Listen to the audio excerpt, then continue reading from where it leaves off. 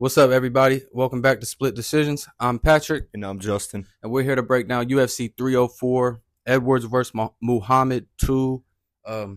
This is a rematch. We're coming off that Apex card, Jandaroba versus Limos. Spotty card all around. Not too bad pick wise for me. I went 6-4. Facts. Hit a tiny little parlay, just to be able to come out in the green for the card. So Justin got me on the Split Decisions, 2-1. Started tracking them. He did have that holla ball call and Verna, which you switched last minute. Sold myself on it. So that switch did you well. Yeah. Decent call on Trey Ogden. Yeah. For me. Trey definitely went out there and he really dominated the grappling. Facts. The second round was really close as far as on the feet. When I was surprised. I was surprised to see a 30-27. Yeah, call. that was crazy. I did think Lowe got that second round. Right. But all in all, decent card. But I'm definitely glad to get a pay-per-view. Finally back to pay-per-views after two rough fight night cards in a row. Now we're back UFC 304. It's a stacked card, 14 fights total. So we gotta say fire main card. Yeah. I think good co-main event. Right. Solid prelim. So let's get into it. All right. So the first fight we have Modestas Bukauskas versus Marcin Prachnio. So wrong notes here.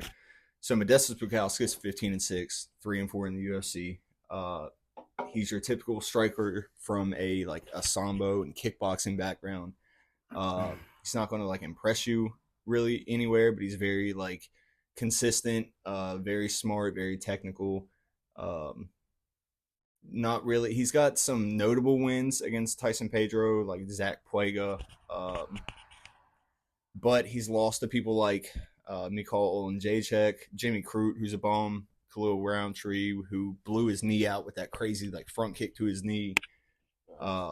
He's fighting Marcin Prachnio, who is 17-7, 4-5 in the UFC. He's been around for a while. He comes from that combat karate background. So, he's a very technical striker. He's not, I wouldn't say dangerous, but he's very persistent. He's got good kicks. He's pretty good from range, and he also likes to be in a firefight. He's not one to turn down a good fight. But he is 36 years old to Modestas 30. Honestly, this fight, I feel like it's a battle of lower level pretty much competition in the UFC. It's not really anything that's going to be getting you hype and fired up for the card, but it should be somewhat entertaining striking battle. If I got to pick one, I'm going to go with Modestas Bukauskas just off his youth and his his striking game and that sambo background. If he needs to get a takedown, I think he can do that. So give me Bukauskas by probably decision. What do you think? Shit, we got to get back to our old ways, man. Starting it off with the split. Starting it off with a split decisions. Yeah. Bukauskas 3-4 in the UFC. Prachnio 4-5. So these are both kind of like you said, mid-tier, lower tier UFC fighters. Both about 50%. Lower than 50% in the UFC. Bukauskas is gonna have that reach advantage, but Prachnio attacks the legs super well. Karate style, so wants to bounce around the outside. Does have mostly decision wins, so I do see him winning a decision. I feel like he just throws more. Decent volume edge on Prachnio. Modestas does have a 4-inch reach advantage, but like I said, I don't really think he has a lot of output on the feet. No. He tries to find his openings. For facts. Wants to find that counter. Definitely has more power than Prachnio, I would say. But I just think Prachnio stays a little more busy. He taps the legs. He moves. He uses that karate style really well. That man had 400 wins in karate combat. Facts. Insane. So, I do like the leg kicks. I think he'll implement them here because Bukauskas is kind of the longer fighter. Is going to want to stay out of range and probably use his kicks as well. But, ultimately, I'm going to go Prachnio by decision. Nice. We'll start it out with the split then. So, you know who's next. No, who is next? Shauna. Shauna Bannon. Yep. They switched this order up on us, so Yeah. some of these notes might be a little out of order. We got Shauna Bannon, 0-1 in the UFC versus Alice Ardelean, debuting in the UFC, number one woman prospect out of Romania. She does have a big following, just not in fighting. She's a OnlyFans girl, as you would TikTok say, and OnlyFans. popular on the internet, but is a decent fighter. Her last loss was to Wei Li Yeah. Zhang in 2016. Quality So loss. definitely a quality loss, and she's been on a 7-fight win streak since.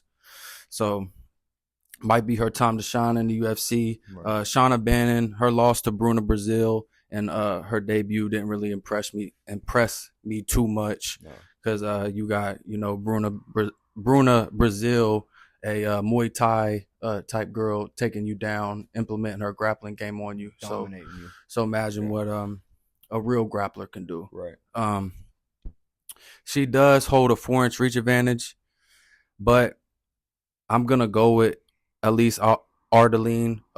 Genuinely, I think they're trying to market this girl and get them a Romanian woman prospect into the UFC.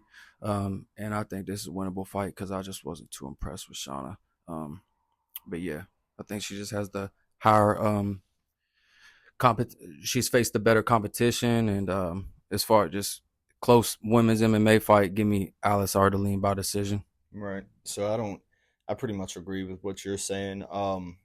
Shauna does come from a kickboxing background, like her whole family. Ever since she was young little girl, her dad owned a kickboxing gym and like coached. So like she's came up in striking. She's definitely pretty decent on the feet. But like Pat said, her last fight against Bruna Brasil, she was taken down by pretty much like Bruna wants to strike if she can, but if she's sees an opening, like she's definitely going to take somebody down and really dominate them because she just wants to be aggressive. Period. Look for those subs, whatever. But Shauna had no game or get up game from her back at all. Like once she was down, she couldn't do anything. She does train out of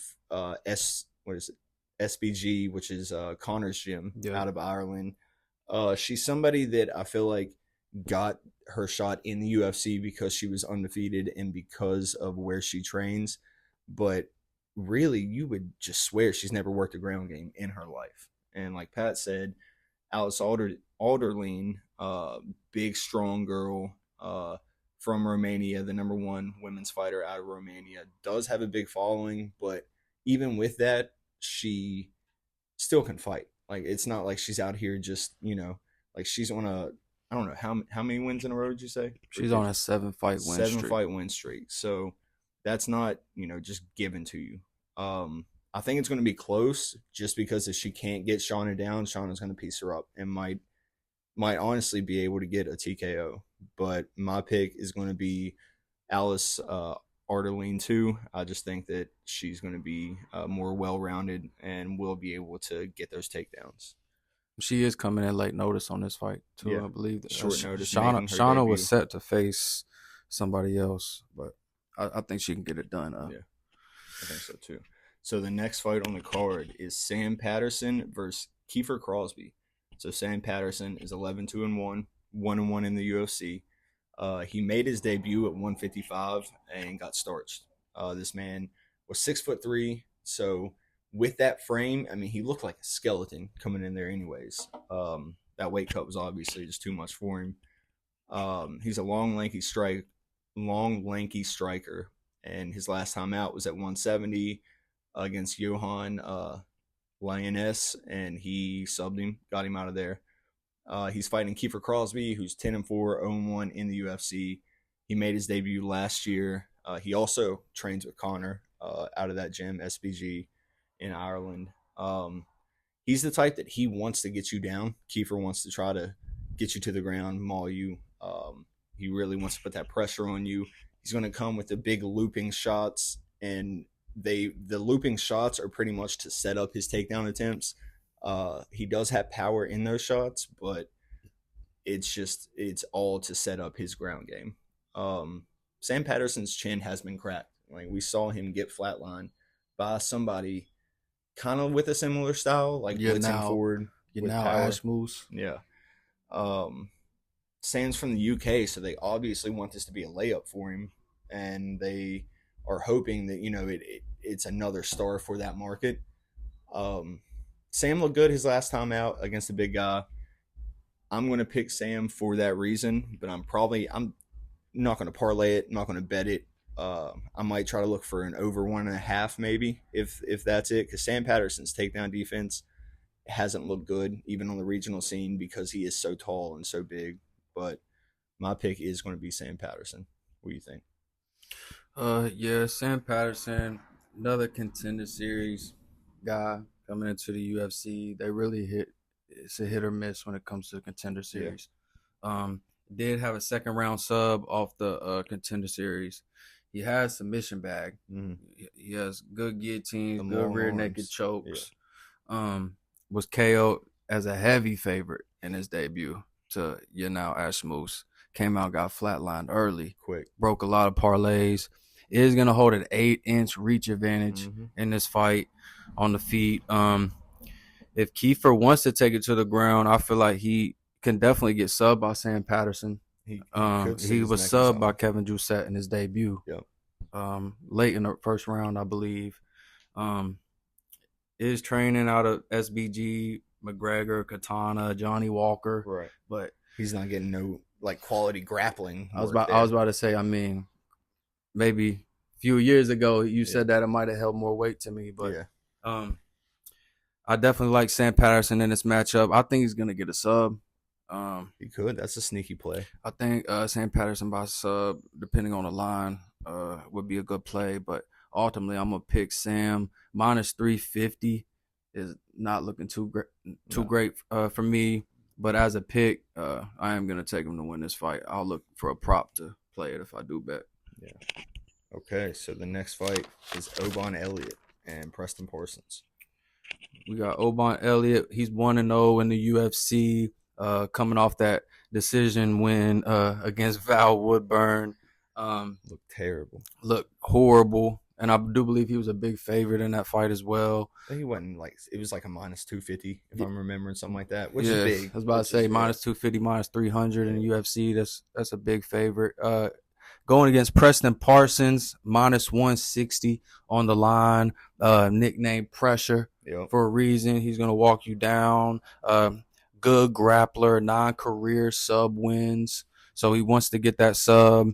Only 2-2 in the UFC, but decent competition. Yeah. And he is a good fighter. 80% takedown defense. So that will hold weight if Oban wants to take it to the ground. But even if it does get taken to the ground, Preston's more than comfortable there. Yeah. Oban don't want it down there. Oban probably holds the power edge on the feet. But Preston is durable. Right. I mean, he's fought some good guys, Matthew Simmelsberger. Yeah. Preston Parsons is going to be my pick. I could see him potentially getting a finish over Oban, but you know how I am with them decision props. Yeah. So give me Preston Parsons and by decision. Yeah, I pretty much am with you on everything. Oban, I remember being not heavy on him, but I considered Oban a lock in his debut, not because his skill personally, but because Val Woodburn was such a fucking bum that I was going to fade anybody that fought him, right? And he came out damn near got knocked out. The crazy thing is he got dropped in that fight. He had Val gassed. Val couldn't even hold his hands up in that third, and Oban still couldn't get him out. So I said that I agree with pretty much everything you said, because I don't agree that Oban has the power advantage. I think Oban doesn't have power. I think he has good, clean strikes, but if you can't put a gas Val out in the third, I mean, I'm questioning what type of power you have. Granted, he was probably gassed. He does have 2 KO wins, though, and I don't think Preston Parsons has any KO wins. No, he's got 2 decisions, non-submissions, I'm pretty sure. But yeah, Oban, he just didn't impress me in that debut. Preston Parsons, like Pat said, he is 2-2 in the UFC, but he's fighting quality competition. It's not like he's being, facing bums or anything. This fight is kind of tricky just because I feel like because Preston's his whole world was on the ground. So if for whatever reason he can't get Oban down, Oban is the cleaner striker, and I feel like Oban could just fucking jab him to death for 3 rounds and 1-2 him and circle out because Oban did look to have pretty good cardio himself. But my pick is going to be Preston Parsons as well.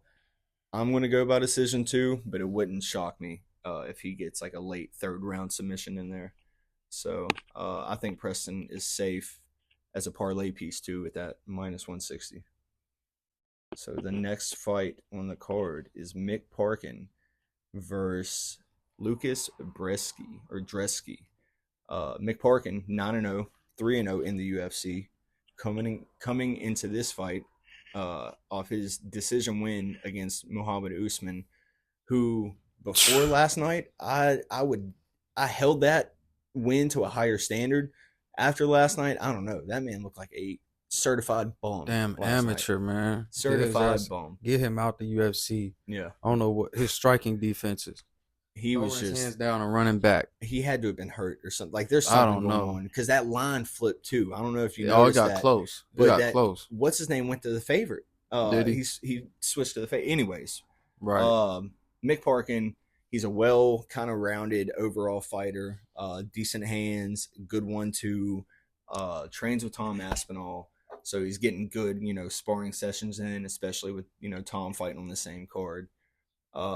He's kind of like the new age heavyweight that isn't really coming out here just laying people out. They're just kind of built to wrestle a little, to strike a little, and to win a decision. Like that's pretty much what all these guys are doing nowadays. But he's going against Lukasz Brzeski, who is 9-4-1, 1-3 in the UFC. He's a punching bag in the division, to be honest. He likes to strike, has good hard kicks, but he's slow. He's yet to show any type of like damaging power. The one win he does have was against Walker, or whatever his name is. What is it? Walter Walker. And that's Johnny Walker's bum-ass brother. And he couldn't even finish him. They were both gassed in that fight too. Didn't look good. This fight's pretty simple for me. I think they're just laying up Mick Parkin again just to get another hometown guy a win on this card. It's probably going to be by decision. This is probably going to be one of those cards just full of them. But I could see him knocking out Brzeski too. So give me Mick Parkin more than likely by decision. What do you think? Them decision props was fucking me up last night, man. Yeah. A lot of later finishes too. Facts. Look, he's looking good until you ain't. Yeah. But yeah, Lukasz Brzeski, bottom of the barrel, heavyweight. 1-3 in the UFC, probably on his way out soon. Actually, unless he just got signed to another contract so they can just keep feeding him the prospects. Because he's on the 5th fight. I was about to say, if he's 1-3 in the UFC, he done cleared his contract, so they done re-signed this man. Come on. 36% takedown defense, which not the best. Mick Parkin's probably gonna get his wrestling going. Yeah. Brzeski does get taken down, but he can survive on the mat. He can't work to get up. Right. On the cage. Stay alive. Yeah, just he can survive. He has decent striking and volume. If you do just stand on the feet with him too long, he can get some stuff going. But those leg kicks are heavy. I do think Mick Parkin, great. I think he has great wrestling. Solid boxing, like you mentioned, training with Tom Aspinall. Just another, prospect they're trying to get going. On that side. He had a bunch of finishes before the UFC, but all of his UFC wins have been decisions, and that's what I meant. Like he's just coming in, he's showing like I'm well rounded. I'll do it all. It also comes to show just the level difference when you do get in the UFC. Yeah. Like Tom Aspinall, who's finishing people in 2 minutes, compared to this guy who's, Exactly. He did have a sub on the Contender Series though, so he can get a sub. I don't see him subbing Brzeski in this fight or getting a knockout. Honestly, I'll probably see a decision. Right. But my pick is going to be Mick Parkin, and like you said, I think they're just giving him an easy fight, trying to get him a win, trying to get this crowd going early. That's how some of these fights have looked lately, but then fucking the exact opposite happens, so you never know. But what's I the could next see fight? a ground and pound in that too, just to add in. But your next fight is Caolan. Yep, Jake Hadley. All right, we got sitting at minus 195, Caolan loughran. He's 1-1 in the UFC I didn't even notice that. against Jake Hadley, late replacement. Yeah. He was Caolan was supposed to be fighting Roman Tavares, a dog Right. coming off the UFC, with some really good boxing. So Caolan's probably been hitting the mitts, getting his hands right. Yeah. But Jake Hadley, 2-3 in the UFC, is coming up from 125. Yep. So Caolan's gonna be the bigger guy. I feel like he does come forward, decent takedowns in wrestling. Does have power in his hands, decent volume. I mean, he'll exchange. Jake Hadley, like I said, coming up in weight, does have good grappling scrambles, can go 3 rounds, has a sub bag. Not super impressed with his striking. Who? Jake Hadley. You don't like Jake Hadley striking? I don't think his striking's too great. I think he wants a grappling exchange in this fight. Know. He's been dominated by wrestling. Every fight that he loses, it's a wrestler dominating. I personally thought Jake Hadley looks good on the feet, but that's just me.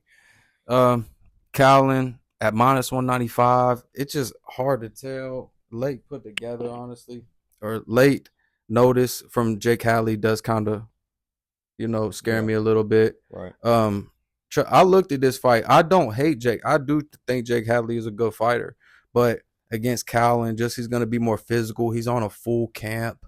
It just kind of is Jake just showing up to get this check and save the card, or is he prepared? Right.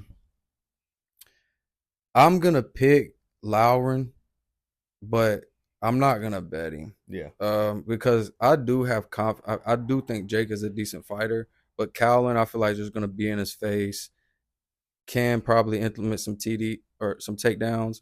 I think Jake Hadley could potentially grab a sub. But all in all, early pick, by the way. It's a quick. Yeah, we're Sunday. Quick breakdown. Early pick, I'm gonna go Caolan loughran. Just all the fact he's had a full camp and he was training, like I said, against somebody with some really good just pocket boxing, like good head movement type style. So he's probably coming in with like a grappling heavy approach here, or cage pushing. Just wants to use his physicality against Hadley. So my pick would be Caolan loughran, and I'll say by decision, but I'm not going to play minus 195, minus 200. Yeah. You pretty much handled base to base on that. I didn't know that Jake Hadley was such a big underdog, honestly. I don't look at any of the lines like when I'm just kind of breaking my shit down. So I check the lines when we get here right before we start recording. And in all my notes, I had the Jake Hadley. I personally think he's a cleaner striker than Caolan, however you want to say his name. I think his boxing is smooth. It's just when he gets matched up with these guys that know, his takedown defense is trash, they instantly, like, there's no time wasted. They find a way to take him down, whether it's, like Pat said, he thinks Loughran's going to do, like hold him against the fence, look for a trip, that type of thing. Jake does have a hard time trying to break the hands against the fence. I was about to say he's more submission over getting up too. Yeah. He'll accept bottom position. He tries. He's way too comfortable with just laying on his back, looking for subs, trying to find something quick. He's keeping a closed guard when he has these guys on the ground on top of him. But I honestly think his hands are clean, and for that reason, I think it's a close matchup. I think they both like to strike. I have a feeling that, Caolan's going to try to take him down just because I think Jake's going to be able to outbox him. Jake does have just a little 2-inch reach advantage over him. He has a strong jab. Like, his jab is very good. Jake is going to be the taller fighter for once. He's usually a smaller fighter. If Caolan doesn't take him down, I think Jake's just going to piece him apart, honestly. Mostly submission wins for Jake too. Only knockout in the UFC is Malcolm Gordon. Yeah. Well, I'm not saying I don't think he's going to knock him out, but I think he could piece him up and win a decision, honestly. And this could age like milk, but consider this another split decision because I'm going Hadley on this. I'm taking the dog at plus 165. So give me Hadley, and the next fight on the card, Molly McCann and Bruna Brasil. So Molly McCann is 14-6, 7-5 in the UFC. She's tiny, only being 5'4", but she fights with big power. She's got a couple viral knockouts. She's got other knockouts, even a submission in her last fight. She had a good little run in flyweight before she hit the big dogs of the division that took her down and just absolutely dominated her. She's very tough. She's moved down to strawweight, which is now more like better for her size wise. She's kind of fighting girls her size, or she has the size advantage in some. But she is fighting Bruna Brasil, who's 9-4, 9-4-1, 1-2 in the UFC. She's also a striker, but she's a pretty big girl for 115, standing at 5'6". She's got a big frame. She made her way in the UFC with a head kick knockout win, so we've seen that she has power also. I'm not wasting much time on this, honestly. If anybody like Pat knows, our friends know, I've been a Molly fan for a while. I think Molly's exciting to watch. Her and Patty made that little run a couple years ago, and everybody thought I thought she was going to dominate the UFC. And then I realized she could just be taken down and held. But to keep it short and sweet, give me Molly. I'm gonna go by decision just because Bruna is tough, but I could see like a ground and pound TKO situation too. So what do you think? Yeah, Molly, I do see her winning this fight, but man, that minus 300 line Oh, I'm not playing that. is enticing me to play the other side. Yeah, I'm not playing that. I think Bruna Brasil is the more accurate, more technical striker. She does have solid kicks, but very susceptible to get taken down. Mm-hmm. Moves straight back when she's getting hit. She needs to work on her lateral movement. Notice that in plenty of her fights. And what's Molly McCann gonna do? She's gonna come forward. She's gonna pressure you. She's physical. She's got good wrestling. She's got power in her hands. She just wants to brawl. And a girl like Bruna Brasil, she wanted a clean fight where she can sit on the outside. She can get her kicks off. Molly's not going to allow that to happen. Yeah. Molly's going to be in her face. It's actually a good matchup, I feel like, for Molly to get a win. Plus, Molly's been working on her wrestling, too, her ground game. She got her first armbar last fight. Yeah. So, definitely like Molly McCann in this matchup. Just see her pressuring her against the cage, getting in her face, landing the harder strikes, and just being the more physical girl. Yeah. But I think Bruna can last. At least stay safe on the bottom if Molly gets her in some bad positions. Definitely not playing minus 300 on Molly. I might look for a prop, but I am gonna pick Molly McCann to win the fight. Yeah. So you got Nathanial Wood and Daniel Pineda next. Nathanial Wood sitting at minus 500. Insane. Absolutely insane. 7-3 in the UFC against Daniel Pineda. 5-6 in the UFC, sitting at plus 370. Nathanial Wood, definitely the better technical striker between the two. Great leg kicks. He's definitely going to have the cardio edge. Clean boxing. 70% takedown defense. So, he holds up well there. Daniel Pineda is big for the weight class and just gritty. Has a deep sub bag. He's got a lot of them. 19 career subs, bro. 19 career subs. But like I said, has cardio issues. He's never won a decision. Damn. Ever. Damn. Never won a decision. Nathanial Woods won plenty of them. And that's what I see him doing here. Yeah. Give me Nathaniel Wood by decision. Not too crazy of a breakdown. I just think he's a better fighter. He is. Everywhere. He is. I'm right there with you too. My pick is Woods. I feel like it's pretty simple. Pineda wants to get a takedown so he can get that sub. If he can't, he's lost. And he's just going to shoot sloppy every time. Nathaniel Wood has very good takedown defense. He's 7-3 in the UFC, so like Pat said, very well experienced, been around. Good hard leg kicks, good clean boxing. Got that fucking jaw on him too. Got a strong Drew Dober type jaw. Yeah, he's tough.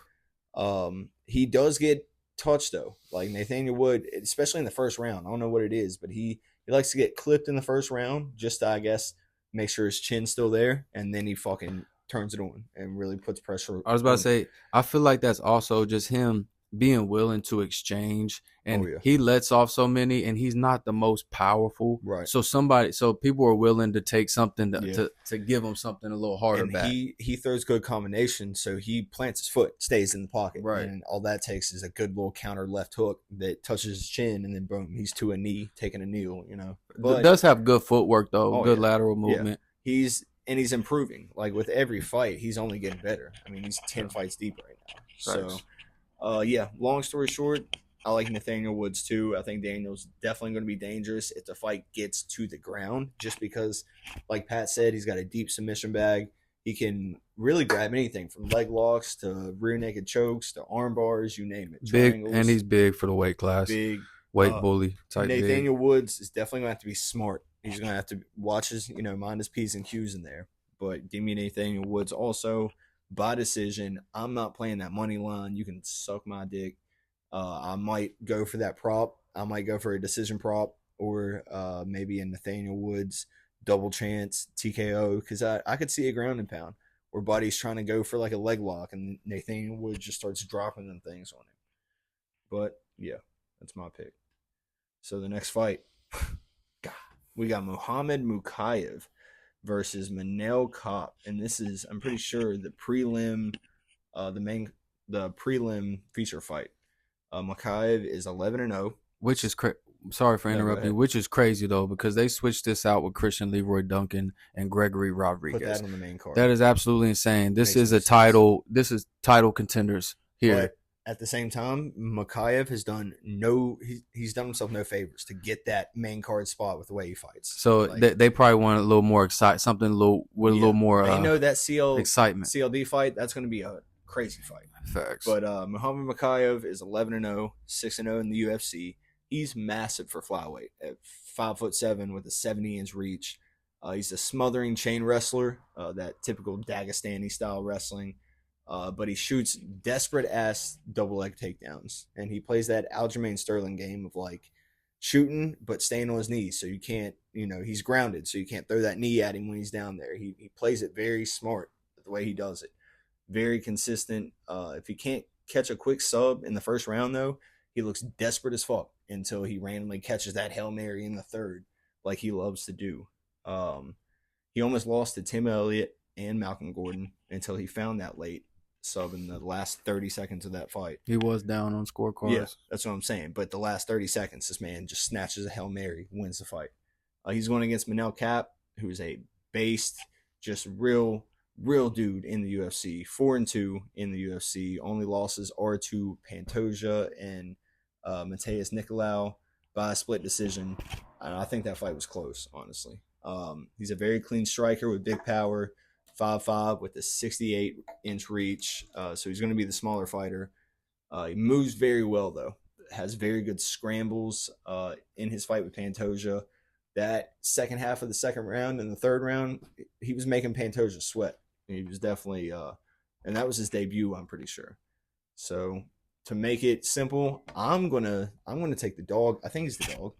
Yeah, I'm going to take the underdog here in Manel Kape. That line flipped though. He was a slight favorite. Yeah, he was a slight favorite. So you maybe getting a little bit of value there as well. I think his experience, his striking, his confidence in those scrambles gets him a win here. Mokaev, I know that wrestling is dominant, and that chain kind of wrestling is persistent and nonstop, and I know it could just be a boring 3-round fight, and that's why they took it off the main card. But I think Manel moves enough and has good enough power that he's going to make Mokaev pay for that kind of lay and pray style. So my pick is going to be Manel Kape, and I'm going to say by knockout, but it wouldn't surprise me if he gets a decision. What do you think? You gonna go against our guy? Got to. His last couple performances, man, they haven't. Mokaev 6-0 in the UFC against Kape, 4-2 in the UFC. Does have some good comp. Has faced some good guys. Yeah. Definitely holds I would say, the experience edge in the UFC. Went the distance with the current champion, Pantoja. Right.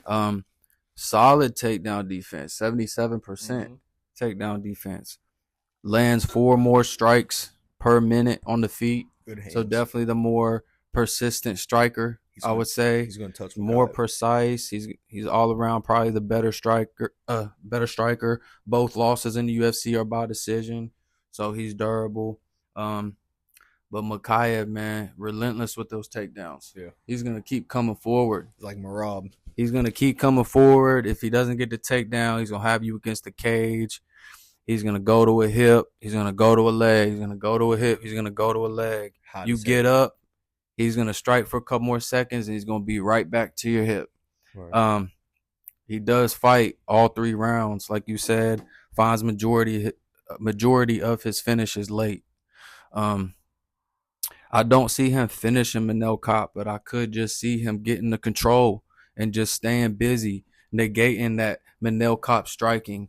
That he, Manel wants to sit down on his feet and get those combos going. Yeah. I feel like it's going to be hard to do that with Mokaev constantly, threatening the takedowns. Right. I feel like he's going to be more worried about defensive wrestling than he is letting his hands go. Yeah.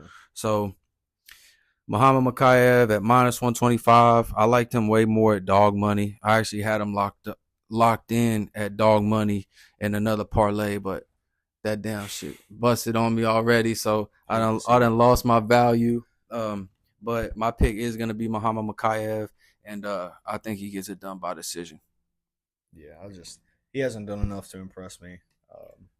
But I feel it's another split. Chalk it up on the board. We'll see how it goes. So the next fight is Arnold Allen and Giga Chikadze. I'll find it. All right.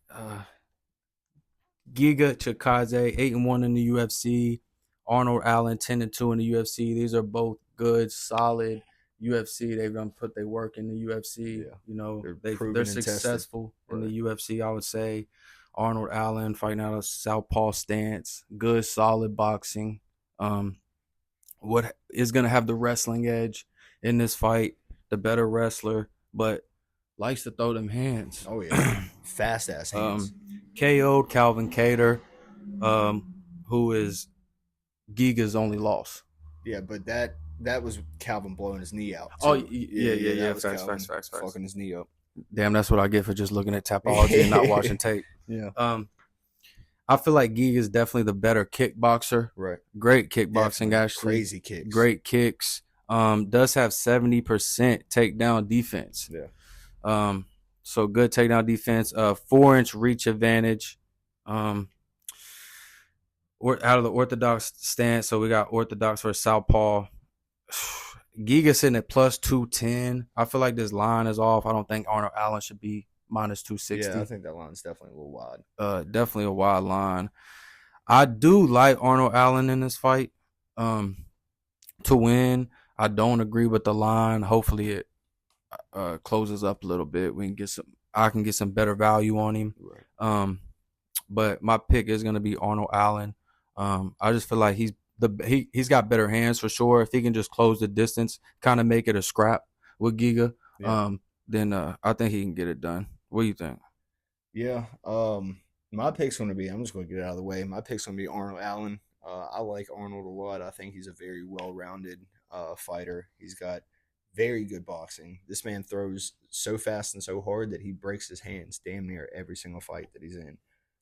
He is on a two-fight loss skid right now, but it's to Max Holloway, who, come on now, it's Max. He went all 5 with Max and was really Max was wearing damage at the end of that, so it wasn't like Max just beat his ass for all 5. But then his last fight was Movsar Evloev, who I personally thought Arnold could have done enough to win. I wasn't shocked that they gave it the other way, but I thought that Arnold did enough that if they would have raised his hand, I would have been happy for him. He's fighting Giga, like Pat said, a very flashy kickboxer, very hard kicks, very quick kicks, but a suspect gas tank. When he fought Calvin Kattar, I remember being big on Giga, thinking he's going to beat Calvin Kattar, and then he was going to go on to fight, Volk for the belt. But Calvin Kattar showed Giga that there was levels to it. And the first round, I'm pretty sure he won on all 3 judges' scorecards. But 2, 3, 4, and 5, Calvin put it on Giga and beat his ass and really showed him like you need to have cardio.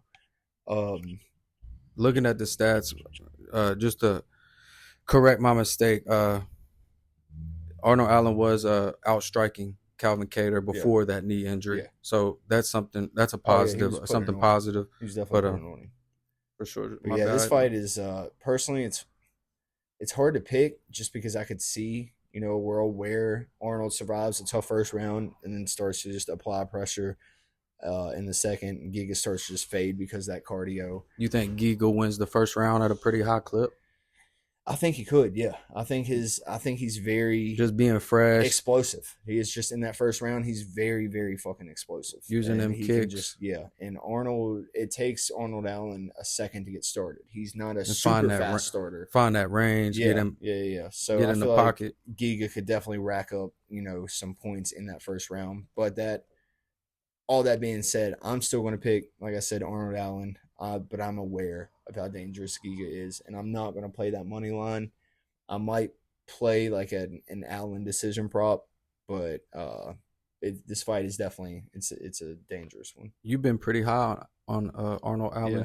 Ever since, really, even before he beat the fuck out of Dan Hooker. Like I knew Arnold Allen was a stud. That's another thing. Dan Hooker got a chin. I know that was Dan Hooker at 145 coming down. And he was very depleted. Yeah. But we've seen Dan Hooker take some shit. And Dan couldn't do nothing but just cover up. And he covered up and got put out. So that comes to say his power. Right. So the next fight on the card, Christian Leroy Duncan versus Gregory Rodriguez. And I'm going to go ahead and say this fight might get my vote for the early fight of the night fight. Because this is a banger of a fight.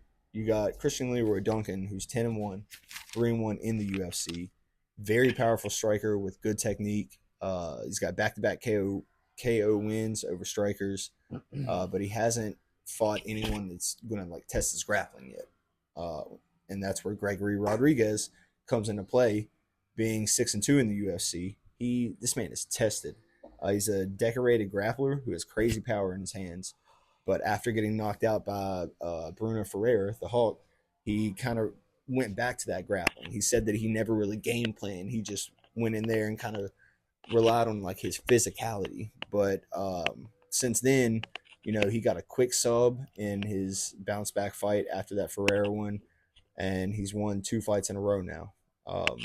This man literally had a whole hole in his face and still got a 3rd round knockout, I think, in that fight.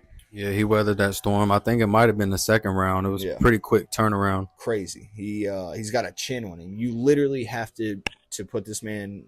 Pretty much, you got to damn near kill him to get him out of there. This fight's close though. I could see easily where CLD just outstrikes him and stays at range, beep beep bap bap. Those type of things. Leg kicks. He's got good power though. He's got very strong combinations. But I think where Gregory Rodriguez has that grappling advantage and has that black belt in jiu-jitsu, I feel like he's going to strike with CLD for a little bit and then catch him off guard, transition to that grappling, and I think he could even get a sub. So my pick, give me RoboCop. This line is almost pretty much even, -115 for CLD, RoboCop -105. A lot of movement. We was talking about it the other day. I do believe was it Christian Leroy Duncan that opened up a -185 favorite? Yeah, he was a big favorite. Yeah. So some late money coming in, or not late. Or, it's still or it might have been the other way around. One of them opened a big favorite, no, and it's tightened up. It was CLD because I remember saying, "How is RoboCop that big of a dog?" But yeah, my pick, give me RoboCop, Gregory Rodriguez. I'm gonna say by submission, but I could also see a decision. So what do you think? Probably on the same side. Rodriguez, I feel like he just has more ways to win. He has the game plan, and that's the grappling. Right. But it's just, is he going to use it? Christian Leroy Duncan obviously is going to be the better striker. But we've seen RoboCop go out there and just try to strike with people. But against Armin Petrosian, he lost that by split decision, but he made that fight a lot closer by using his grappling. and that's a common opponent between the two. CLD lost to Armin Petrosian pretty early in his career. No, it was recent. Oh, but he won. He lost very convincingly. Like Armin, was clearly the better fighter. Yeah, that was last year. So he had a better performance against somebody with that same striking style. If he can just implement his grappling, I could see him winning this fight easy. Leroy Duncan, he is dangerous. 3 KOs in the UFC, power in his hands. But Rodriguez is durable. Yeah. Even if you touch him with something, like you said, he had a damn hole in the center of his forehead. His nose was halfway falling off. Still walking forward. Still ready to fight. He's not gonna give up. We ain't gonna see no Cody Brundage situation where he just quits on us or takes the easy way out. Or like no Bill Algios where my God, he gets hit. You're a fighter. What are we doing? He gets hit in the face, and he said no. He said, hold on. No. But yeah, all in all, I think Gregory Rodriguez has a path to win the fight, and if he takes it, I think it should be easy for him. So give me Gregory Rodriguez, and probably he's minus 105 right now, but I think he'll be dog money. Oh yeah. I think people will buy back on Christian Leroy. I think especially the closer we get to the card, I feel like we'll see that line grow. Especially because he's hometown. Yeah, hometown. So yeah, give me Gregory Rodriguez, and I'll say by decision. Okay, so your next fight, Bobby King Green. Or sorry, it's just King Green. It's not even Bobby anymore. Officially changed it against Paddy the Batty. Bobby Green sitting at minus 125. He was a higher favorite. He was like minus 180. Yeah. So a lot of money's done came on Paddy, which he's popular. A lot of people just bet on their favorite fighters. They just, especially this type of card. Yeah, especially in his home field, home advantage. He's 5-0 in the UFC. Should be 4-1. I think he lost to Jared Gordon. Close fight. They gave him the nod on that. A lot of people was upset about that. Bobby Green finished Jared Gordon. Right. It was a no contest, but he headbutted the fuck out of him. He finished beforehand. Yeah, but he finished Jared Gordon. Yeah. It wasn't the headbutt that finished him. No, he should have got the finish in that fight. Way better striking at range. Super accurate. He does have 75% takedown defense. Right. So good takedown defense, holds the experience edge. Paddy Pimblett is not the best striker. No. Leaves his chin up in the air when he strikes. Wings, wild shots. But will come forward and make it a fight. I think he does hold the grappling edge if it gets there. Mm-hmm. But I just feel like you got to go Bobby Green in this fight. That's going to be my pick. I'm going to pick Bobby Green. I think he can just show him, it's levels to this shit. You're not there yet. And be the better striker. Pick him apart on the feet. Even if he doesn't get a finish, just stay safe. Don't go to the ground with Paddy, and just show him that striking. So yeah, give me Bobby Green by decision. You know what I'm about to say. And go split. It is. It's going to be another fight that we're split on because I'm going. I've been split on this myself, right? I've been going back and forth. When this fight was first announced, I was like, "Oh, I'm taking Bobby. He's gonna piece the fuck up out of Batty." And that was at minus 180. It's minus 125 now. The closer that we get to it, I just have a feeling, right? Bobby Green's not getting any younger at all. He's been around for a while. Yeah, he did get a knockout over Grant Dawson, that little check left hook. But before that, other than that head class situation where, he poured it on after that, he hadn't had a knockout in the UFC. He's known way more for being that volume guy who's going to just, stay at range, keep his hands down, talk shit, jab you up, stay at range, blah, blah, blah. Hardly throws leg kicks, hardly, mixes it up like that. One thing I noticed, because I wanted to go back before I made anything set in stone, one thing I noticed in the Jalen Turner fight, in the Jim Miller fight, even though he beat Jim Miller. Jim Miller's ass. Yeah, in the Tony Ferguson fight. There's one common thing in the Drew Dober fight. Sub Tony Ferguson, which Paddy couldn't do. He did. But I noticed in all of these that he gets backed up to the fence. He feels comfortable behind that black line where he's got his back to the fence. He can kind of roll his shoulders, whatever. One place Patty eats at and really has success at is against that fence. He knows how to fake like he's going to strike it out and duke it out with you, and then blast a double against the fence long enough at least to get some sort of control, whether it's, a body lock or whatever it is, drop down on a single, something like that. I think Patty's grappling is dangerous, especially if he can get his hands on Bobby. I don't think it's going to be a dominant fight. I don't think it's going to be a fight where Patty comes out and just subs in quick. But I could see a second or even third round finish from Patty, a sub or a decision win. I think that Bobby is good. Bobby is quick, but Bobby is getting old. And Bobby has bad habits that could put himself in situations where he can be taken down or held or controlled. Granted, yeah, he did sub Tony Ferguson. Tony's 40. He's way past that Tony that used to be the dog. Patty went to decision with Tony. Yeah, he did. Patty looked like shit in that fight, 100%. But I'm not basing that. I'm not using MMA math. I'm not using that. So my pick, give me Patty. It's not going to be the popular pick, but I'm taking another dog on it. So the next fight on the card is my man Tom Aspinall versus Curtis Blaydes. Tom Aspinall, 14-3, 7-1 in the UFC. He's a finisher. Hands down, this man is a finisher. Only been in the second round 3 times in his whole career. Only 1 time in the UFC. He's either knocking out someone or he's submitting people. That's just what it comes down to.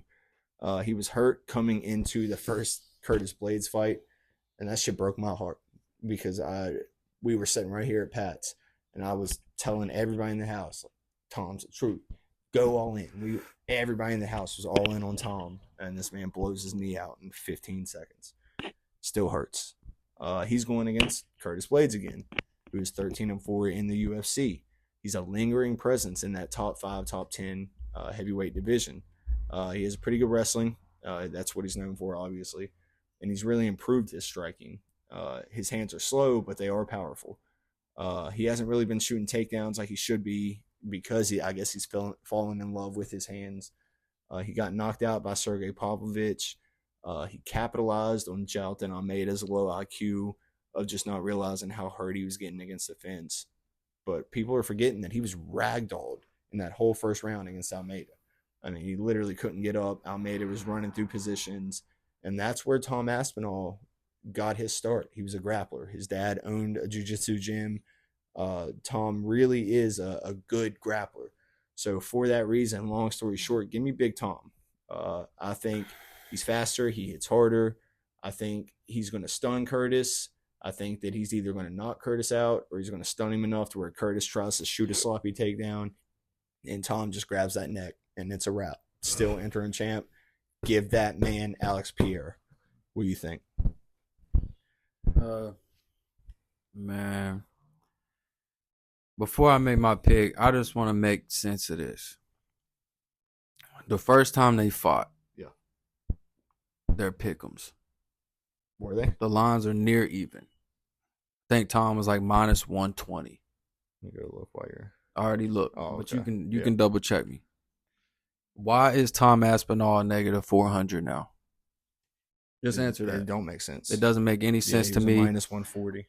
I do think he's the better fighter, but that line is crazy. Yeah. 7-1 in the UFC, never been to a decision, like you said. He's a finisher. Curtis Blaydes, however, 5 decision wins in the UFC. Obviously not against anybody as good as Tom Aspinall, but can go the distance, can implement a game plan. Right. Got KO'd by Pavlovich trying to be the better striker. Trying to strike with him. And we seen what Tom Aspinall did to Pavlovich, but MMA math can't do it. Tom Aspinall, 100% takedown defense. That man, I'm telling you. And accuracy. Yeah. That means every single takedown he's attempted, he's gotten, and every single takedown attempted against him has been stuffed. That's insane. Tough. He's tough. That's ridiculous. Curtis Blaydes is going to have the reach advantage, and he does absorb less strikes on the feet He as well. Moves very good. But Pavlovich did catch him. He caught him. Curtis Blaydes disguises his takedowns really well with his striking. Um, I just like the first time, I think Tom Aspinall is gonna win the fight, but you're giving me plus 310 on Curtis Blaydes. I think that's a good number to bet. I mean, just like I said, they was lying pick'ems the first time they fought. I'm not really sure what's changed since then. Yeah, I mean, I could see the logic of Right, he was because so he has a close last belt. He time. has a belt around his. Yeah, He has a belt around him now, an interim belt around him, and Curtis Blaydes got knocked out by Pavlovich, yeah, I don't. one of the hardest punchers in the division. I don't see how that sways this line from 50% to now 80%. Well, I think he's more proven now too, but that's my opinion personally. I think he's just Yeah, proven himself more since that first matchup. People know this man is the truth. nah, he's definitely the truth, and he's gonna be my pick. But I'm not betting minus 400. If I bet anybody in this fight, it'll be Curtis Blaydes money line, or it's gonna be potentially a prop on Aspinall. But do you see Aspinall finishing Blaydes? Yes, KO 100%, KOing him? 100%. One or the other. I feel like any way he sees fit, that's what Tom does. Like when he fought Volkov, he saw Volkov had that reach on him, and Volkov was keeping him at range. So what do you do? Blast double. What do you do? Got him down and hit him with that straight armbar on the ground. Also, something to note in that first fight, Curtis Blaydes was getting the better of the early exchanges. He was touching up Tom early, but I know that doesn't mean anything. That it was like 20 seconds, 15 seconds of exchanges. Yeah. But Curtis Blaydes isn't a super slack striker. He did get caught slacking against Pavlovich, but overall he is pretty good on the feet and just an overall fighter as well.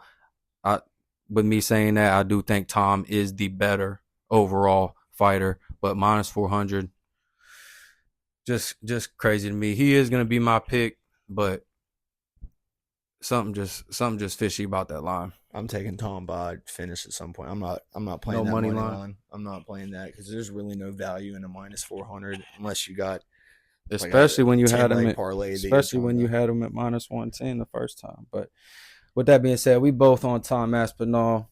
And now we get to the main event. Leon Edwards and Sleep Bilal Muhammad. Leon Edwards, 14-2 in the UFC, champion against Bilal Muhammad. This is the rematch. Bilal on a stupid streak. Not the funnest fighter, but doing what he has to do to win fights. Yeah. Will implement a game plan. Will come forward and pressure, wear people out. Leon Edwards, good gas tank, great technical striker. Good takedown defense himself and just physical. His range management is great. Was piecing Bilal up in that first fight before the eye poke. Was he? So he's going to be the better striker. Bilal super confident going into this fight, but is he confident or is he delusional? He really 100% delusional. He thinks he's Khabib now, like because he trains talking making a bunch of crazy predictions. Kind of talking out of his ass this a little bit. Literally said, "I'm going to do what I want to him. I'm going to take him down, and then be like, hey, you tired?' And I'm going to let him get up, just so I can take him down again." Like, it's bro, like, you're so corny. It's like, are you trying to convince yourself that this, or so are corny. you just that prepared and you believe in yourself that much? Who knows? Leon Edwards sitting a minus 225. The number seems fitting. Seems good. He is gonna be my pick to win the fight. Leon's just in his bag right now. Leon's different level. Talking about wanting another belt in another division. Right. I see him potentially defending his belt against Bilal, and then trying to go for double champ. So my pick is gonna be Leon Edwards. But I don't think he finishes Bilal. I think he wins a decision. Yeah. I'm pretty much the same way because we all know Leon loves those decisions anyways. He plays it very smart. Even against somebody like Colby, who had him fired the fuck up and was talking about his dad or whatever, Leon still went out there and was calculated and was very precise, very surgical with the way he moves in with his striking. Leon, 22-3, 14-2 in the UFC. You guys know who he is. Very technical striker, solid ass takedown defense. It's really gotten better over the years. He's got punishing speed. He's known to be boring, but like we said, he's just very, very fucking technical. Bilal, kind of the same thing. 23-3, 14-3 in the UFC, but he's more of your fucking grinder, real boring wrestler type, chain wrestler type. Even when he gets people on the ground, he's got some thudding elbows that he can drop, but like he doesn't look for submissions. You know what I'm saying? He doesn't look for like finishes. He just kind of is content with showing you like the little brother treatment, you know? And granted, he did get that finish against Sean Brady, but Sean Brady, I just think, for one, it was an early stoppage, but for two, he was just gassed. That man just couldn't even hold his hands up anymore. He was so tired. He fought Gilbert Burns for 5 rounds. Gilbert Burns fought rounds 2 through 5 with a torn out shoulder. His shoulder completely gone. Bilal still couldn't get that man out of there. You know, it just, Bilal does enough. Stephen Thompson, he fought a striker. What'd he do? He fucking took him down, held him against the fence. Couldn't finish him. Couldn't get him out of there. Where Leon, he moves good, you know, and this fight is tricky to pick, to be honest, because I really feel like it comes down to, can Leon stay on his feet, or can Bilal actually, you know, be the Dagestani wrestler he wishes he was, or he thinks he is right now, and go out here and ragdoll Leon and just pressure him, make it uncomfortable for him. But why I'm picking Leon is because this is going to be now the 4th camp in a row that Leon is trained for a wrestler. You know what I'm saying? 4 wrestling camps in a row of this man just beating the pavement over wrestlers and being taken down and whatever. But he do love grabbing that cage, though. Oh, yeah. It's just natural. You know, a lot of people grab it. I would probably grab that shit too, honestly. But give me Leon. I think he's just worked on his wrestling enough 4 camps in a row to be able to avoid, he switches stance good, so it's going to be hard for Bilal to time a takedown, anything like that. Give me Leon by decision, but I would love to see Leon starch Bilal. Like, I would love to see fucking Bilal he got knocked out by, I think, Vicente Luque way back in the day. I would love to see that again. So please. You'd rather see that than Bilal get the championship, bro? Don't do that. You don't want Bilal to have the belt? I will protest welterweight if Bilal wins the belt. I ain't never watching another title fight until that belt changes hands. Promise you. Come on, bro. Promise you. So that's it. UFC 304. Yeah, this is a solid card. Yeah. 14 fights. Hopefully none of them fall out. Right. But even if they do, I mean, there's still plenty backups in there. So next week shouldn't be lackluster. Next week, decent fight night card. Yeah, I hadn't even Umar Nurmagomedov versus Corey Sandhagen. Ooh, yeah, so that is a good one. Another decent card next week to look forward to. All in all, I think this pay-per-view should be a entertaining card compared to what we've had the past. I think there's definitely more entertaining and definitely a lot of spots that I feel like we can definitely make some good plays, make some money, get a good, you know, parlay put together, and come out in the profit. So let's hope. It's another one. Another episode of Split Decisions. Was this 8? Number 8. 8. Crazy. Was this 8 or was this 9? No, this is 8. Our last one was 7. Yep. So yeah, we appreciate y'all watching. This has been the 8th official episode of the Split Decisions podcast. I'm Patrick. And I'm Justin. And enjoy the fights. See y'all next week.